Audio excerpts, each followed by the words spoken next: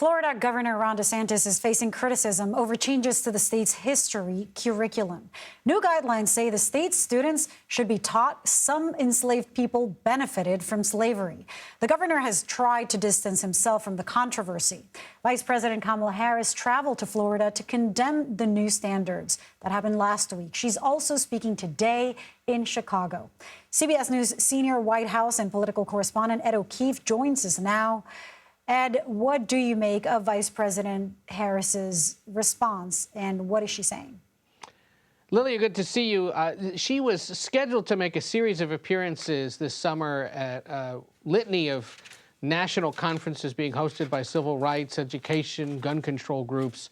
And this situation with Florida just happened to land in her lap with the blessing of good timing, and that she was able to bring it up because they had approved these changes last Wednesday. She spoke Thursday at an event hosted by a historically black sorority, and then made this quick trip to Florida on Friday, realizing that the issue had been so resonant so quickly. Today, it's Unidos US, which is a Latino civil rights organization in Chicago, where she's expected to bring this up again. But look, it speaks to Democratic concerns with the change that was enacted by a Republican governor and a Republican-led education commission. You've seen DeSantis over the weekend try to defend and explain it with varying degrees of success. And, you know, Democrats would like to keep Florida in play when it comes to the presidential race next year.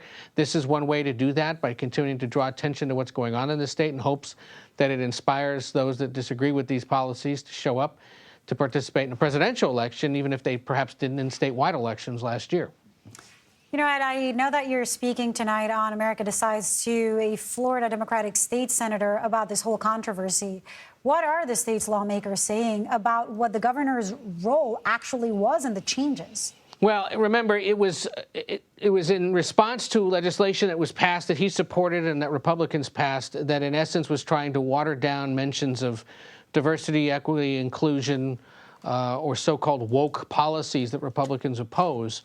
So Democrats have been pouncing on this ever since, saying, how can he over the weekend try to distance himself from having made these changes when in fact it was legislation he signed and pushed for that led to these detailed changes. So Democrats are having a field day at the statewide and the national level over this, believing that, you know, while there are a litany of things inside the policy that teach slavery writ large and the history of it, there are certain specific things that are called out for, including the suggestion that by learning certain skills, slaves stood to benefit from being enslaved, you know, that are certainly causing far more concern and criticism, not only in the state, but across the country. You know, someone who was not letting Governor DeSantis get away with not being part of that was Chris Christie, who questioned his leadership.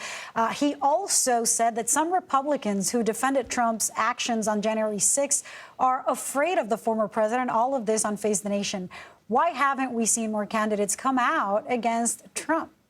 Well, I think they understand that to attack him directly, as Governor Christie does, as former Arkansas Governor Asa Hutchinson does, as Will Hurd, the former Texas congressman, does, is to mire yourself in the low single digits.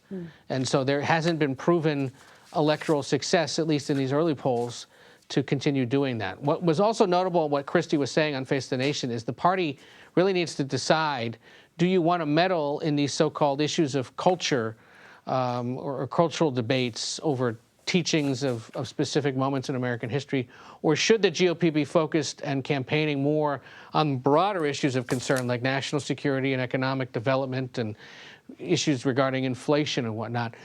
I suspect that is a conversation that's going to continue among the contenders into the fall, especially once they hold their first debate next month.